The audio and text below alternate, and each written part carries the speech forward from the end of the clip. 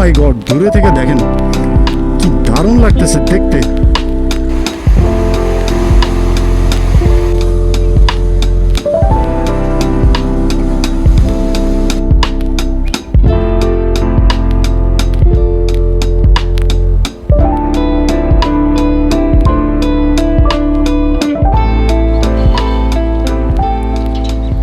সবাইকে শুভ সকাল।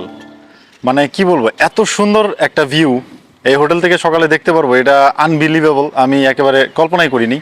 ওই যে দূরে পাহাড়গুলো দেখা যাইতেছে, দেখছেন অনেক দূরে, আর এই কাপ্তাই লেক। আর হোটেলের অন্য পাশটা থেকেও পুরা যে লেকের ভিউ আছে বিক্ষিপ্তভাবে, মানে লেকের পানি পুরা, মানে এই পুরো অংশটা জুড়ে আছে। আর ওই দূরে পাহাড়গুলি এখান থেকেও দেখা যাইতেছে। তো নিচে থেকে দেখলে এতটা হয়তো বুঝবেন না, একটু উপর থেকে দেখাই হয়তো বুঝতে পারবেন। এই লেকের বিশালতা আমি দেখায় শেষ করতে পারবো না, বাট যতটুকু পারি আপনাদেরকে একটু দেখাই, দেখেন ভালো লাগবে।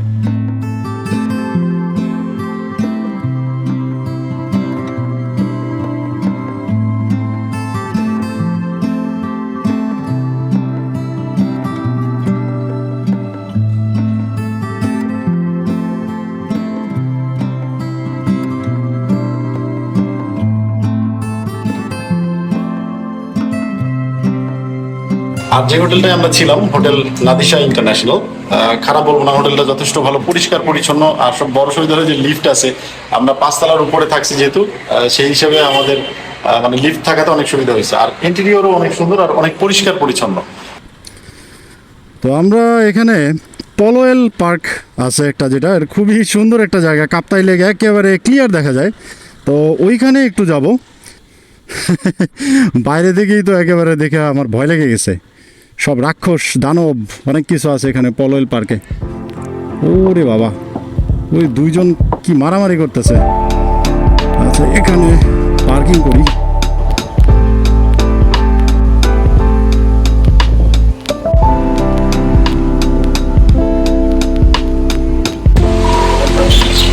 এই রাক্ষসের মাথার ভিতরে কিন্তু আমি ঢুকে পড়ছি। এখানে 40 টাকা করে টিকিট আর 20 টাকা হলো পার্কিং চার্জ। প্রচন্ড বাতাস আজকে, অনেক বাতাস।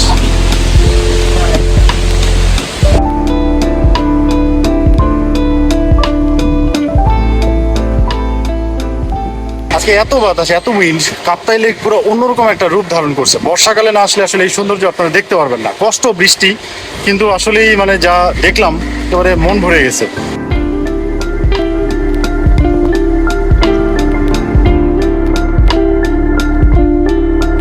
কথায় আছে, বর্ষাকালে নাকি প্রকৃতি তার সৌন্দর্যকে ঢেলে সাজায়। সকাল থেকেই বাইক রাইডিংয়ে বৃষ্টি যতটা না কষ্ট দিচ্ছিল, কাপ্তাই লেকের কাছে এসে ঠিক ধারণাটাই সম্পূর্ণ পাল্টে গেছে।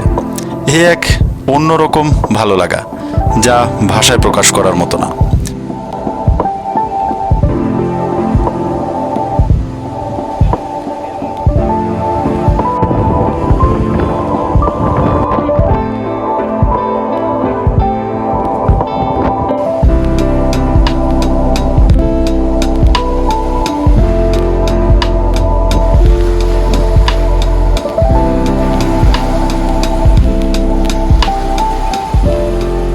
পার্কে আসলে মানে কাপ্তাই লেককে আপনি একদম সামনে থেকে দেখতে পারবেন। যদি কেউ মনে করেন যে বোটিং না করেন, আর যদি একদম কাপ্তাই লেককে সামনে থেকে দেখতে চান, তাহলে এই পলোয়েল পার্কে আসতে হবে। তবে এত বাতাস, আমার কথা আসলে আপনারা কতটুকু বুঝতেছেন জানি না। পার্কটা পুরো ঘুরে দেখতেছি, সময় কম আমাদের হাতে, বাট নাহলে আরো অনেক অনেক সময় দিতাম এইখানটাতে।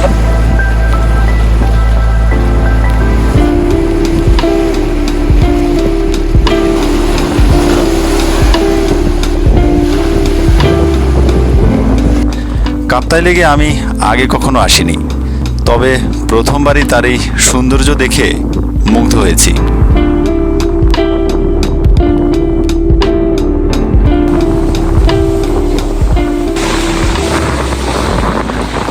অনেক বেশি মাত্রায় সুন্দর, মানে কি বলবো, মানে মনে হচ্ছে যেন কি পতেঙ্গা অথবা কক্সবাজারে দাঁড়ায় আছি। এত ঢেউ কাপ্তাই লেকে, যা কল্পনার বাইরে, এত ঢেউ।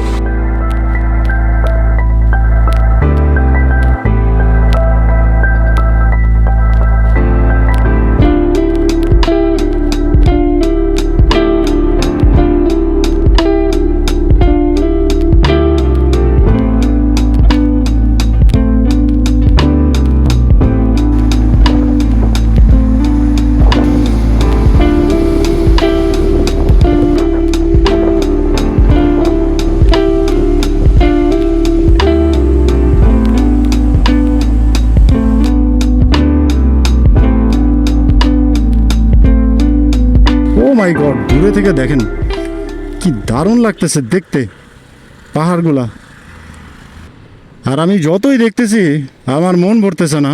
দেখেন এদিক দিয়ে কত পাহাড়, মানে এক কথায় দারুণ দারুণ আসলেই। চলতি পথে আমরা এখানটা একটু দাঁড়াইছি, মানে এত উঁচু উঁচু পাহাড়, এত সাইড দিয়ে রাইড করতেছিলাম, এত ভালো লাগতেছিল দেখতে। আর সবচাইতে ভালো লাগতেছিল ওই যে ওখানে দেখেন রাঙামাটি লেখা আছে। আমি আপনাদেরকে একটু জুম করে দেখাই। ওই যে দেখেন ওখানে রাঙামাটি লেখা আছে, এই যে দেখেন এই যে এত সুন্দর করে লিখে রাখছে।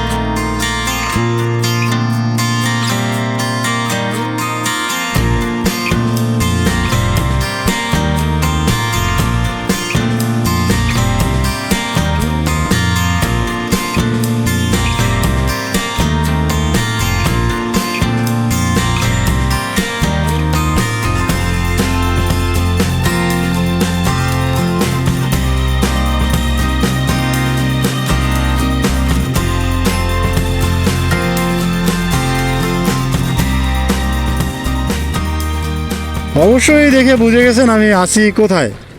তার মানে আছি পতেঙ্গাতে। সো চট্টগ্রামে আসা হয়েছে, আর পতেঙ্গাতে আসবো না সেটা আসলে হইতেই পারে না। তো এর জন্য মনে হলো যে একটু ছোট্ট করে হইলেও একটু মানে দেখে যেতে হবে বস।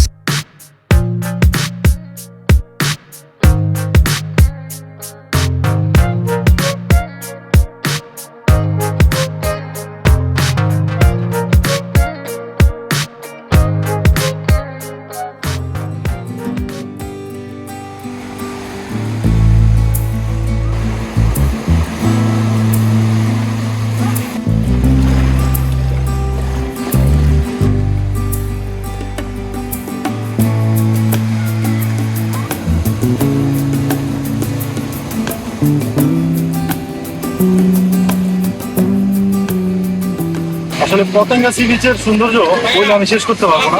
আর সকালে দেখছি কাপ্তাই লেক, মানে দুইটাই সৌন্দর্য মানে দুই রকম, এক কথায় একেবারে আউটস্ট্যান্ডিং। সত্যি কথা, যারা এখন দেখেন না অবশ্যই অবশ্যই একটা পতেঙ্গা সি বিচ দেখে যাবেন। আর এটার একটা বৈশিষ্ট্যকে 1991 সালে এখানে ঘূর্ণিঝড়ে আসলে ব্যাপক ক্ষতিগ্রস্ত হয়েছিল এই বিচটা।